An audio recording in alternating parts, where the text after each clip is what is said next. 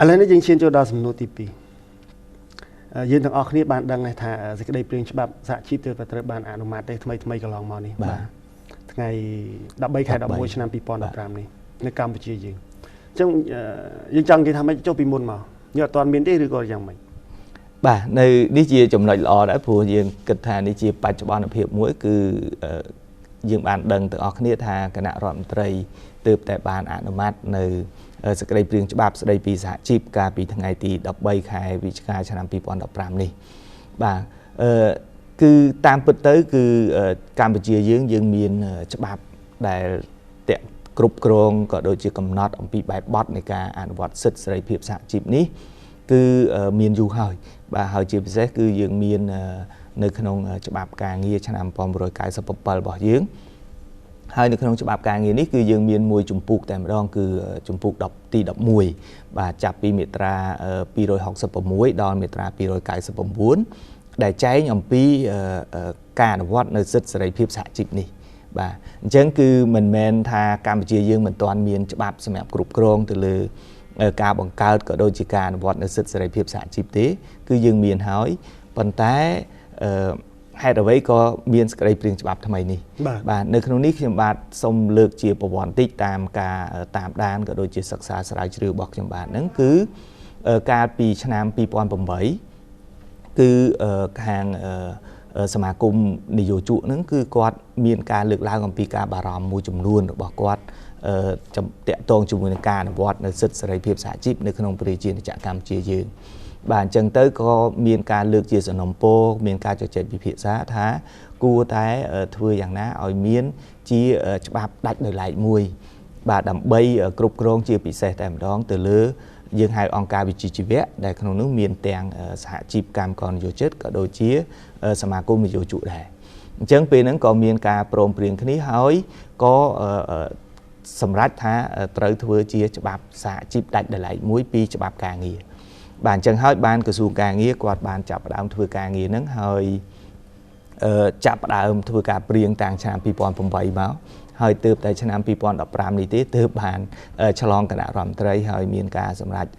អនុម័តកាលពីថ្ងៃទី13ខែវិច្ឆិកាឆ្នាំ2015នេះដោយគណៈរដ្ឋមន្ត្រីអញ្ចឹងគឺសេចក្តីព្រាងច្បាប់ថ្មីនេះគឺនិយាយចំទៅយើងហៅជា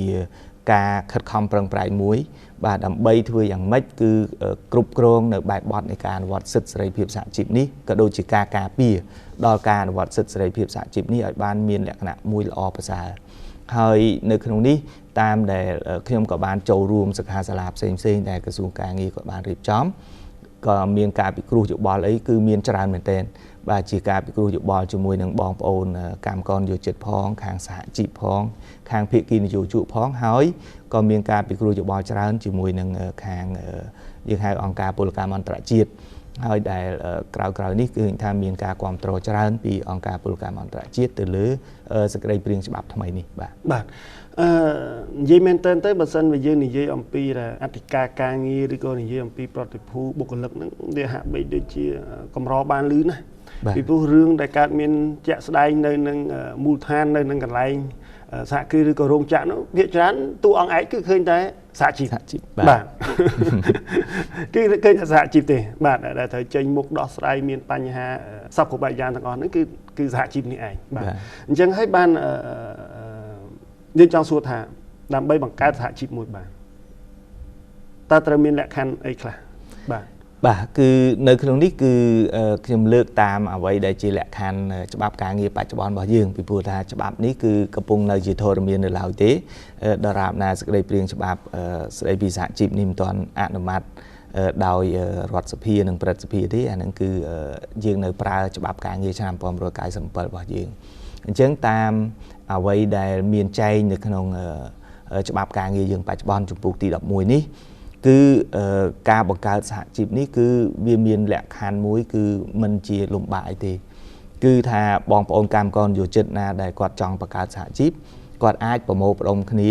បាទហើយបើតាមដូចខ្ញុំលើកមុនហ្នឹងគឺអាចមានគ្នា3ទៅ4នាក់នេះគឺគាត់អាចប្រមូលផ្ដុំគ្នាទៅជជែកគ្នាបាទថាឥឡូវយើងចង់បង្កើតសហជីពអញ្ចឹងជជែកគ្នានេះគឺត្រូវតម្រូវឲ្យមានការតាក់តែងនៅលក្ខន្តិកៈ Chẳng quạt vào một đồng kia chỉ chạy kia sẽ xây lẹ khăn tất cả mùi tới hỏi quạt rùm kia bỏ cho nó ăn mát lơ lẹ khăn tất cả nâng tới bà hỏi bà tọa mà tiết cứ vụ quát thử chỉ chạy kia thà ta nè nà cái để tới can tuần để ti chỉ nè cục rong đợt nòm chân khả năng nâng cứ thử miên cả bỏ cho nó sầm rái thà ta nè nà cái thuê chia bật thiên xạ chip nè nà cái chia nụ bật thiên nè nà cái chia lệ khả đi ca nè nà cái can này hệ rành và thổi chẳng cứ nòm kia cầm nọt kia tới bà chẳng bà cao chia lệ khả đi cả muối miên các bạn là xin đợt nòm hỏi và tọa máu cứ do tới cho bệnh trì cá nơi cái xuông ca nghĩa bà chẳng ca chôm trì ca nơi cái xuông ca nghĩa ní cứ cái xuông ca nghĩa quạt thời pinut hỏi quạt thời chào top không là dạ pi khai giang dù bà giờ này quạt mình chào top không pi khai đấy cứ chặt đốt thá cái xuông ca nghĩa nó từ tua cho mình chi áo đôi xoay robot bạn bên đây trong nói với trong su bị chẹt mặt ham thì đại can là sẽ bàn thà thọ mà đa chỉ tu tới bao phổ cam con thì vô chết những lúc và hai chiêu mình ai miền sầm mặt tập hiệp rồi có cá vô đang chơi tràn từ xe lại khăn để cãi để ta chỉ tu tới bậc thiên hạ chim nó con chỉ cam con thì vô chết đã tới rồi có dạng mình bản đâyคือต้องนี้บdương này gì chỉ lẹ khán cứ hạ dương bằng cái cái hai hạ cái mù thán cứ nẹt đây chỉ lẹ khăn nằm bay ai thôi chỉ bậc thiên bán không chụp bắp dương phải chụp bòn ní cứ có thời đại chia cam con vô chết bà hỏi thời cả bầm ra ca nghi bà dạng tết cứ bàn mũi pi nam được không xạ kia này bà chẳng bà dân chia quạt tùm tại chập đám thưa cài đấy cứ quạt mình ai thưa chia bật thiên bàn tí dương miền cầm nót thế ở lâu tiêu than được không rung chạm mùi miền bộ lực mà pon nè miền vô chết mà pon nè đây nhưng cầm nót ha tới miền xạ chip chừng luônประมาณthế tây Parama bà nơi khung này cứ cho bác mình bàn cầm nọt tới bị phù thà này cứ chỉ cố ca này sức sải phiệp bản tay khi trong lượng tích để xa cái lò màu này cứ miên ca cho chạy bị phiệt xá rồi viên sma cùng nhiều chuột có đôi chia sẻ chip đấy cứ tẹt tôn chúng mình đang thả tá cua tại cầm nọt đi phù thà bảo dương mưa chia rồi bài cá cứ trong lượng chia sẽ cứ tại nơi không bị xài cắt đầy đấy cứ dương miền xạ kia chiêng của mùi rồi ní cứ dương miền xạ chip mù lật than rồi còn dương hai xạ chip ở chạm tam xạ kia nó đo tới 3,260 mùi chẳng cứ xạ chip nó tràn mình tên hỏi nị dụ chuột pe khác có quạt ở bả đây quạt to bả đây quạt thà miền xạ chip trơn pết chuồng cá huống chạ quạt miền xạ chip buồn tới pram vậy chẳng tới hơi quạt ở bả không thà ta quạt thời cho cha mùi nhà kia bà hơi xạ chip khác dừng hai quạt hiện tại quạt ấy phần đại quạt tiêm tia cho trà đấy hơi bảo mình thả mình cho trà mình thử cái này thế cứ quạt thử cột được cam thử ấy chẳng miếng ca rồng khàn trán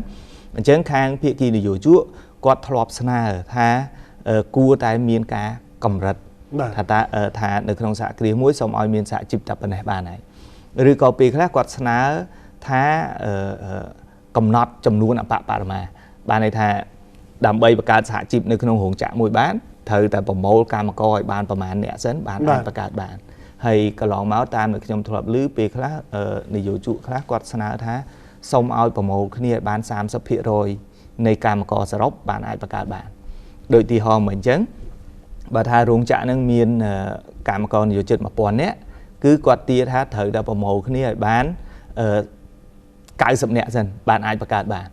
bàอันนั้นคือจีการเตรียมตีบอกว่าปันไตในตรงนี้คือวิมีนกาใจในขณะนุสัญญาอันตรจีตเทียบแทนนุสัญญาเลยเป็นเปิลหนึ่งเลยกายอุปสรรคปมไปหรือบอกองการปุลกรรมอันตรจีตบ่าเฮยวิมีนกาเกิดกู้ปีสำนักกระทรวงการเงี้ยถ้าตากู้แต่กำหนดจำนวนไอ้นี้คือมีนกาจะเจริญเพียรสาจารย์ให้ตามจำดังคือกระทรวงการเงี้ยคือมันมีนตึกดาวในขณะการกำหนดจำนวนอปปารามาดับใบปูบ่าดับใบเอามีนกาบังการสาจิบดีbản chân cứ bà dương thì vậy thà chỉ bạp dương bài bón cứ mình miên ca cầm nát trong luôn thì giờ bản ban chỉ tu tới che dương sầm lăng khơi thà tiền bọt để phu bục lực rồi có bị thà sạ chip ní sật té miên cô đại room thì bà là con ca xoay rồi thà bây giờ những ca pia sật chỉ tu tới rồi bỏ cam con vô chân ban đấy cả này khác nữa dạ chip này ấy nó có đau sai này ấy mình tới đây còn mình thuê vào tại cô đại sinh khi mấy ban đây ở đây là chọn bán nó về khóc này hắn số thà bà sân chỉ chẳng mấy tam tè nạ bỏ lộ mì tivi kết thà dương ta tới đau sai như mấy cô thuê như mấy បាទគួរតែកំណត់ទេឬក៏យ៉ាងម៉េចបាទជាទស្សនៈផ្ទាល់ខ្លួនបាទអធិស្ឋានបាទនៅក្នុងនេះវាអាចជាទស្សនៈផ្ទាល់ខ្លួនខ្ញុំមិនដែលក៏ជាច្បាប់ដែរច្បាប់ក៏មានរកវិធីសាស្ត្រសម្រាប់ដោះស្រាយដែរបាទនៅក្នុងនេះគឺខ្ញុំបានតាមដានច្រើនតាក់ទងជាមួយនឹងវិស័យការងារនេះក៏ដូចជាការអនុវត្តនៅ